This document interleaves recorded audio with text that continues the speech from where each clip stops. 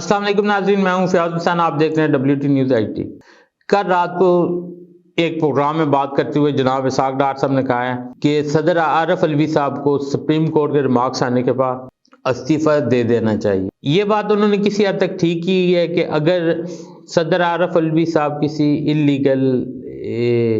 کام کے مرتکب ہوئے ہیں، انہوں نے الیکشن ڈیٹ اناؤنس نہیں کی، تو ان کو استعفیٰ دے دینا چاہیے۔ لیکن کیا یہ استعفیٰ صرف صدر عارف علوی صاحب کو دے دینا چاہیے، یا یہ استعفیٰ اس ٹائم کے جو ہمارے وزیر خزانہ صاحب اسحاق ڈار صاحب تھے، جو عارف علوی صاحب سے ملاقات بھی کرتے تھے، کیا ان کو بھی یہ استعفے نہیں دے دینے چاہیے؟ اس ملک کی سیاست کا کیا حال ہو گیا ہے کہ جس بندے کی جو مرضی ہے وہ کرتا ہے۔ کبھی یہی جو سابقہ PDM گورنمنٹ تھی وہ کہتی تھی صدر کے پاس الیکشن کی تاریخ کا اعلان کرنے کا کوئی حق ہی نہیں ہے۔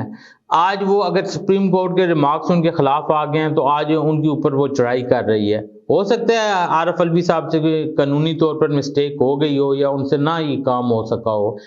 لیکن کیا یہ اچھا ہوتا کہ وہ اس کی طرف زیادہ جانے کے بدلے وہ PTI کو لیونگ پلینگ فیلڈ دیتے؟ وہ یہ مطالبہ کرتا ہے کہ عمران خان صاحب کے ساتھ بھی زیادتی ہو رہی ہے، ان کو بھی باہر نکال دیا جائے۔ آج دیکھا جائے عمران خان صاحب 3 کیسز میں ان کی پیشی تھی، جس میں ان کے وکیل صاحب جبکہ پروسیکیوٹر پیش نہیں ہوئے، جس کی وجہ سے 14 نومبر تک جو ہے نا توسیع کر دی گئی ہے۔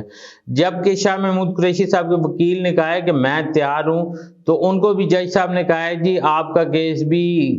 جیل کے اندر جناب عمران خان صاحب کے ساتھ ہی سن لیا جائے گا۔ کیا اس طرف بھی اسحاق ڈار صاحب بھی لب کشائی کرنے کی کوشش کریں گے کہ باقی جو سیاسی وکٹم بن رہے ہیں ان کے ساتھ اس طرح کی زیادتی نہ کی جائے؟